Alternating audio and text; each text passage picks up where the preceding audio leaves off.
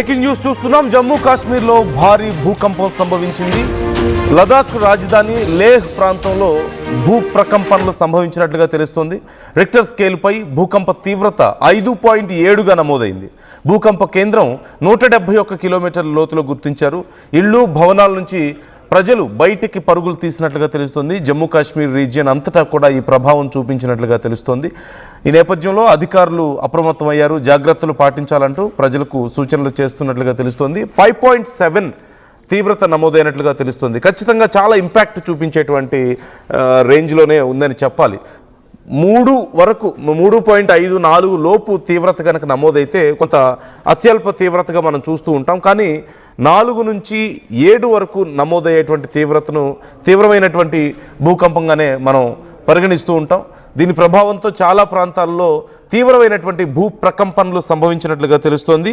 ఈ లేహ్ ఏరియా లదాఖ్ రీజన్లో ఈ భూకంపం సంభవించినట్లుగా తెలుస్తోంది. అయితే భూకంపం సర్ఫేస్ నుంచి చాలా లోతుగా ఉండడంతో ఆల్మోస్ట్ 171 కిలోమీటర్స్ లోతులో ఈ భూకంప కేంద్రాన్ని గుర్తించారు. సహజంగా 20 లేదంటే 50 కిలోమీటర్ల లోతు వరకు భూకంపం కేంద్రం కనుక నమోదైనట్లయితే ఇంపాక్ట్ చాలా ఎక్కువగా ఉండేటువంటి అవకాశం ఉంది. అదృష్టవశాత్తు సుమారుగా 171 కిలోమీటర్ల లోతులో ఈ భూకంప కేంద్రం ఉండడం వల్ల 5.7 తీవ్రతతో అక్కడ నమోదైనట్లుగా మనకు సమాచారం అందుతుంది. ఇప్పటి వరకు ఏదైనా ఆస్తి నష్టం కానీ ప్రాణ నష్టం కానీ జరిగిందా అనే దానికి సంబంధించి అఫీషియల్గా అనౌన్స్మెంట్ అయితే రాలేదు. అక్కడక్కడ కొన్ని ఇళ్ళు కొండ ప్రాంతాల్లో ఉన్నటువంటి ఇళ్ళు కొన్ని కూలిపోయినట్లుగా తెలుస్తుంది. అలాగే ఈ భూకంప తీవ్రత వల్ల కొద్దిపాటి ఈ కొండ చర్యలు కూడా కొన్ని విరిగి పడ్డట్లుగా సమాచారం అందుతుంది. కాకపోతే భారీ నష్టం దిశగా అయితే ఇప్పటి వరకు ఎలాంటి సమాచారం లేదు. అయితే మరొకసారి వచ్చే అవకాశం ఏమైనా ఉందా అనే కోణంలో ఇప్పుడు అధికారులు అక్కడ అంచనాలు వేస్తున్నట్లుగా తెలుస్తుంది. అక్కడ విచారణ చేస్తున్నట్లుగా తెలుస్తుంది. ఇంకా దీనికి సంబంధించి పూర్తి స్థాయిలో డీటెయిల్స్ రావాల్సి ఉంది. మీరు చూస్తున్నారు ఒకసారి అక్కడ మ్యాప్స్లో మీరు చూడొచ్చు. లేహ్ ప్రాంతంలో ఈ ఘటన ఈ భూకంప కేంద్రాన్ని గుర్తించారు. దీనివల్ల అటు లదాఖ్ లేహ్ ప్రాంతంతో పాటుగా ఇటు జమ్మూ కాశ్మీర్ పరిసర ప్రాంతాల్లో కూడా దీని తీవ్రత 5.7గా నమోదైనట్లుగా తెలుస్తోంది. అయితే కొండ ప్రాంతం అవడంతో ఒకవేళ మరొకసారి అసలు ఈ భూకంపానికి కారణం ఏంటి అనేది కూడా విచారిస్తున్నారు. మనందరికీ తెలిసిందే టెక్టానిక్ ప్లేట్స్ మూమెంట్స్ కారణంగా ఇవి చోటు చేసుకుంటూ ఉంటాయి. అయితే భారీగా అతి బరువైనటువంటి కొండలు ఉండేటువంటి ప్రాంతంలో కానీ లేదంటే ఈ చిన్న ద్వీపాలు ఉండేటువంటి ప్రాంతాల్లో సహజంగా ఇవి ఎక్కువగా వస్తూ ఉంటాయి. సో ఇప్పుడు జమ్మూ కాశ్మీర్ పరిసర ప్రాంతాల్లో ఒకవేళ కనుక ఇంతకు మించిన తీవ్రత నమోదైతే మాత్రం నష్టం భారీగా ఉండే అవకాశం ఉంది అని చెప్తున్నారు. ఎక్కడైనా ఏదైనా నష్టం జరిగిందా అనే కోణంలో ఇప్పుడు విచారణ అయితే అధికారులు చేస్తున్నారు. 5.7 తీవ్రత నమోదైంది.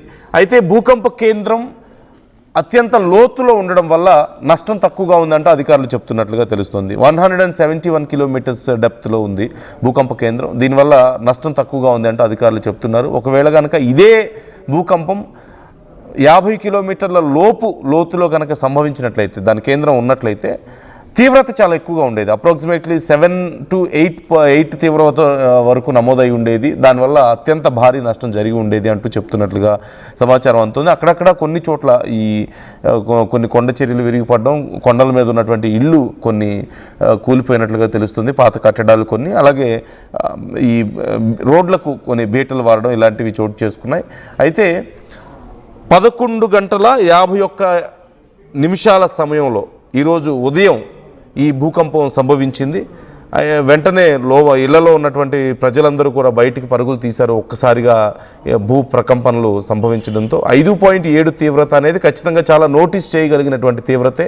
కొంత నష్టాన్ని మిగిల్చేటువంటి తీవ్రత అనే మనం చెప్పుకోవాలి. 3 లేదా 4 లోపు అంత తీవ్రంగా నమోదయ్యే పరిస్థితి ఉండదు. కానీ 4 నుంచి 7 వరకు తీవ్రమైనట్లుగా 7కు పైన అత్యంత తీవ్రమైనటువంటి భూకంపంగా మనం సహజంగా చూస్తూ ఉంటాం.